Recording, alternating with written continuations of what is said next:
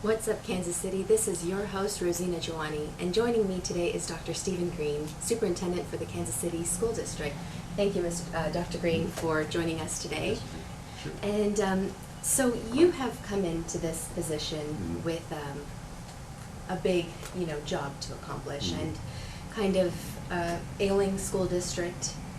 Obviously, a lot of our viewers do know, the current status of the school district has lost accreditation. And so you have quite a big role, and what I'm very interested in is your background, as an educator, as a leader, and what brings you to this position? Okay, well, I grew up in Indianapolis, Indiana. Spent most of my time there, most of my education there. Went to Ball State University as a student athlete in Muncie, Indiana. Then I got my master's there in English literature and composition at Ball State University. Then went to Butler University and acquired a second master, which was my principal's license, and did my doctorate at Indiana University. But I had been an educator all my life. My mother was an English teacher as well, and an educator. I taught English for 13 years at my old schools district in Pike High School in Indianapolis, Indiana, and then moved on into administration on another side of Indianapolis, Indiana.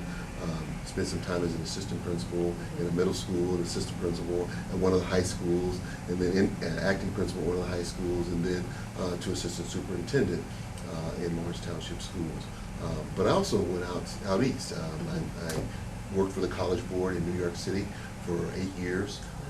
And worked on their equity and access programs. I was working across the nation in urban school districts about the business of creating opportunity for students who had been either tracked away or somehow did not find their way into advanced placement courses and international baccalaureate courses, etc. And so I was on a kind of a mission inside of the College Board to kind of close the achievement gap and opportunity gap that existed for minority students, urban students, etc.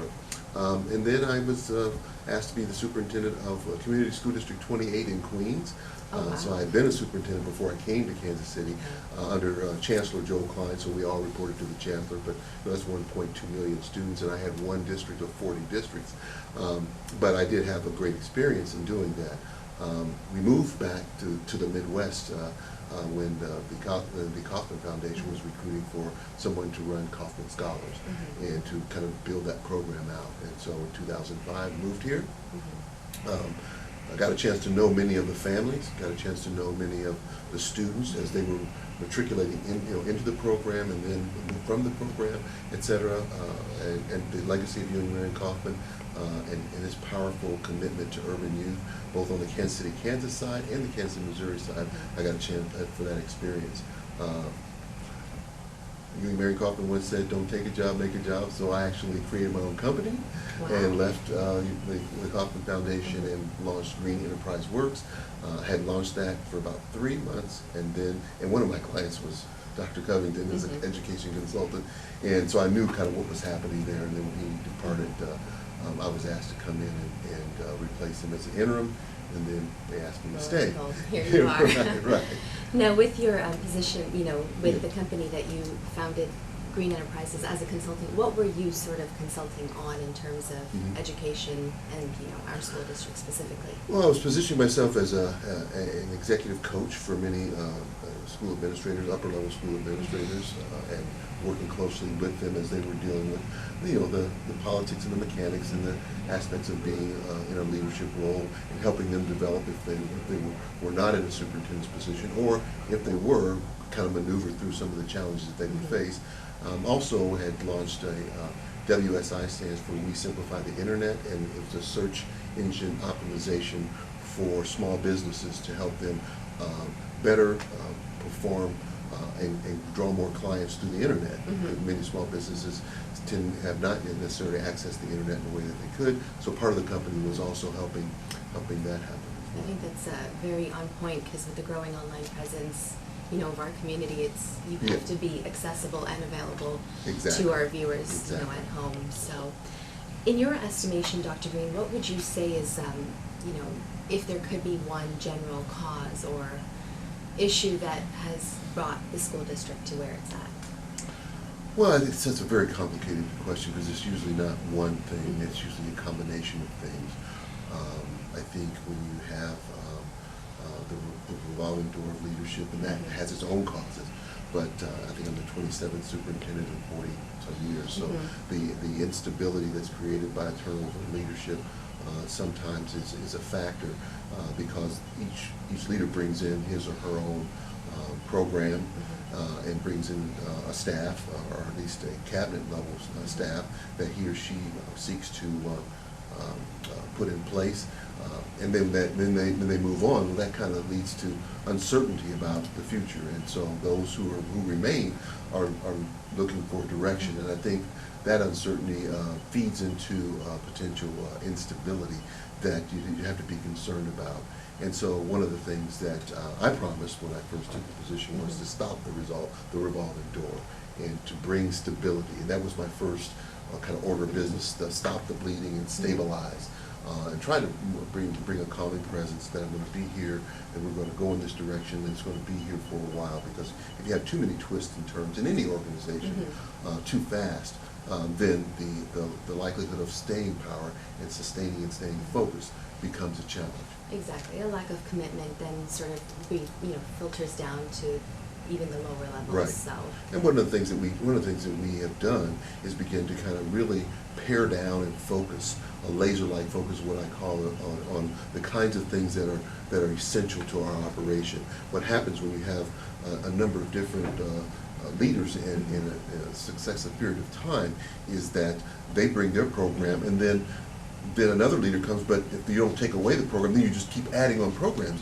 It's a cumulative effect, and you have programs that you had maybe 10, 15 years ago that are no longer relevant to the learning now, but they're still on the books, you're still paying for them, and they're costing money, and they're just sitting there not really being, they're idle.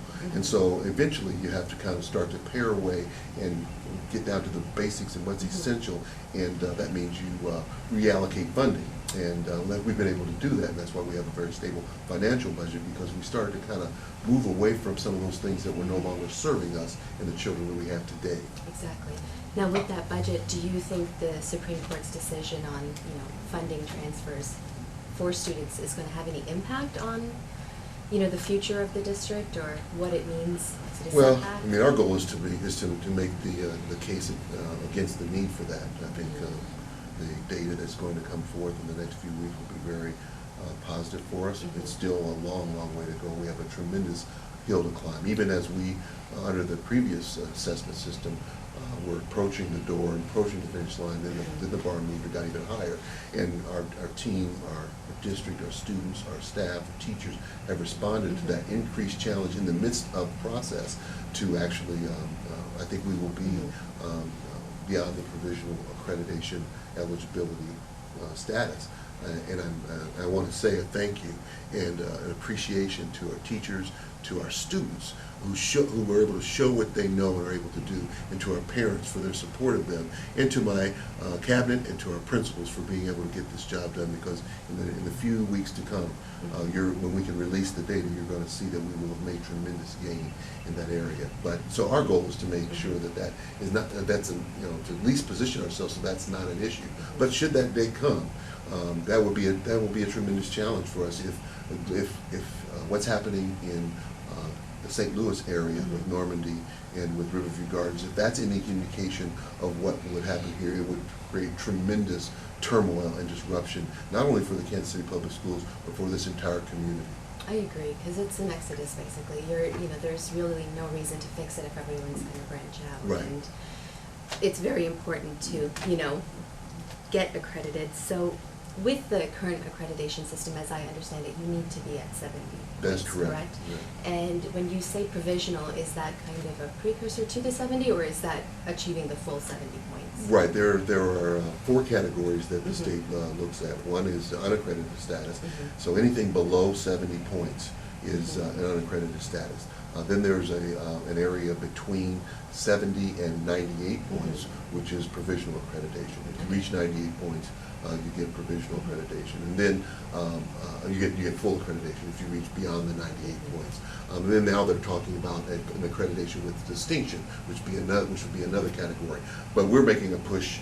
We were quite low, and we were 22.5 points. We will be beyond the 70 points come the announcement of the testing that comes out. Within 1 year, we will have moved from 22.5 to beyond 70. I can't go into the specifics of what that would be, but it will be beyond 70 points and eligible for at least consideration for provisional accreditation status. It will still be up to the state board to convene and to hear our information and actually make a ruling that would change our classification. Okay.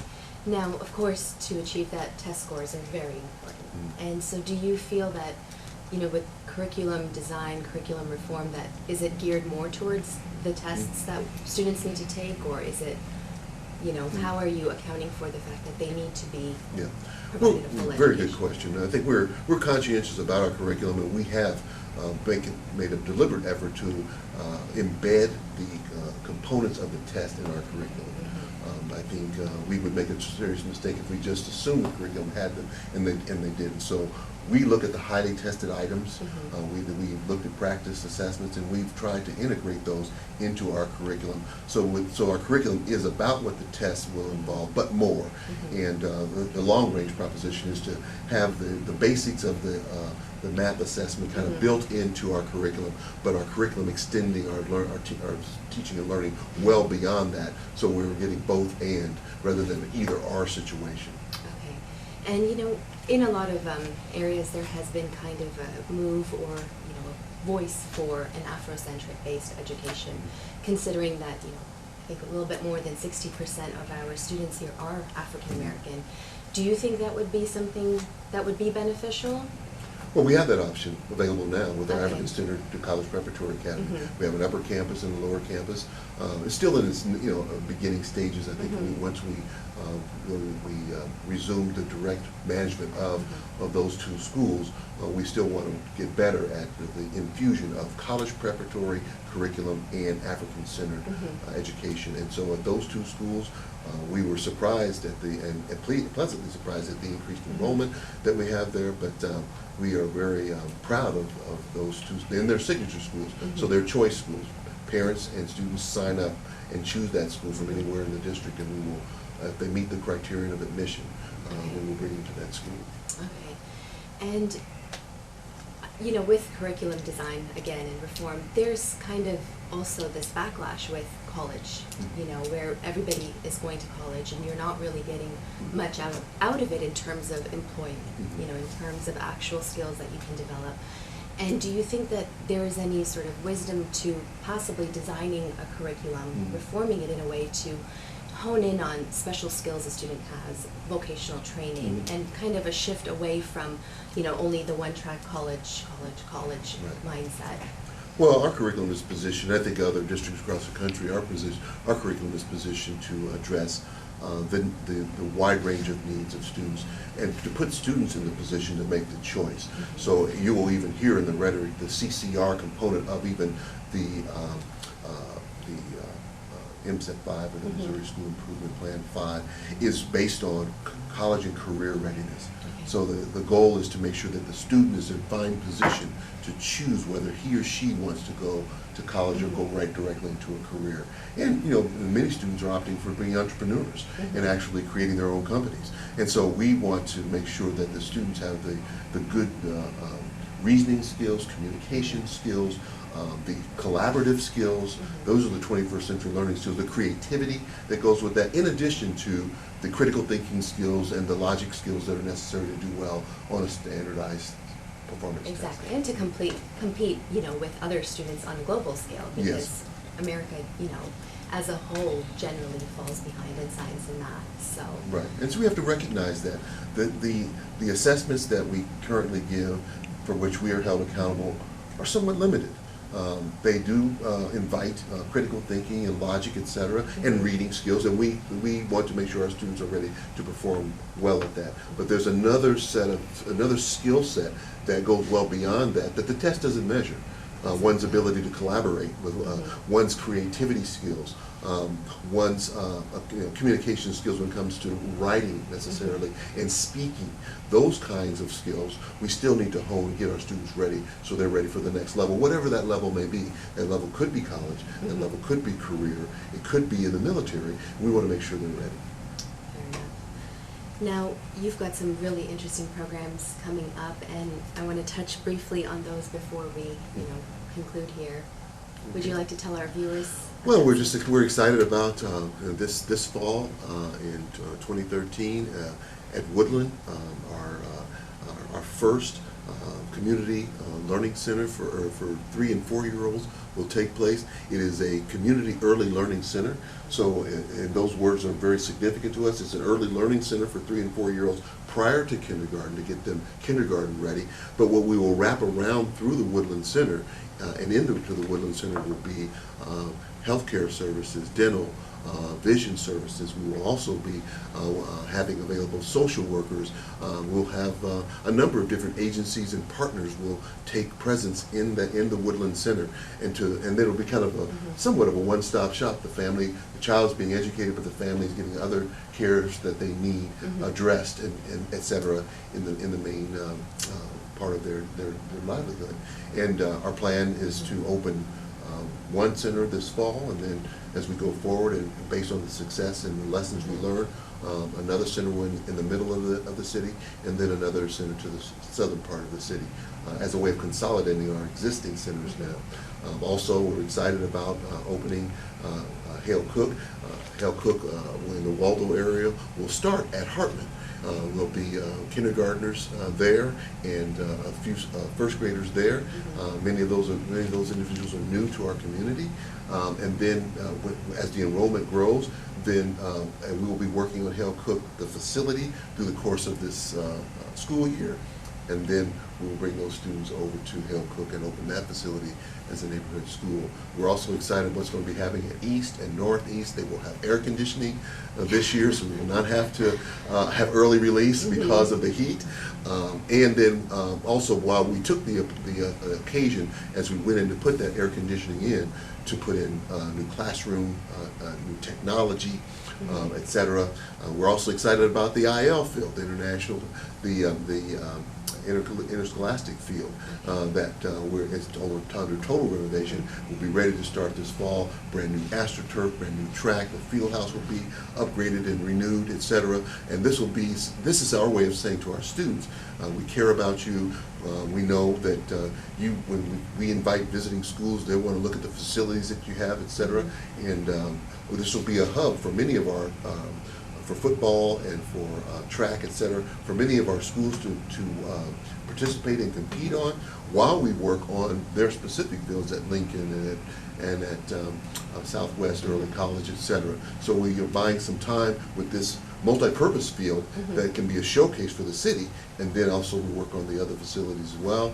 Also, you'll be seeing that the auditorium at Lincoln College Preparatory Academy and also the auditorium at Paseo Academy is undergoing renovation, ready to roll out this fall. That's wonderful. And then the one-to-one program with right. Very exciting. Yeah, we'll stick our toe in the water with regard to that and begin the process of, we're in a 4-to-1 ratio, 4 computers, 4 students to 1 computer right now. We want to move to a 1-to-1 ratio where every student has his or her own device. But it's not about the device, it's about the curriculum and the textbook that's in the device and the ability to access that information no matter where they are. That's really what's going to open up the learning opportunities for our students. And so we'll start that process. It'll be a slow process, and we'll phase it in over time. But we'll start with a few schools in the beginning of the school year, and we'll bring on more schools. But we'll learn as we go, and we'll spread it.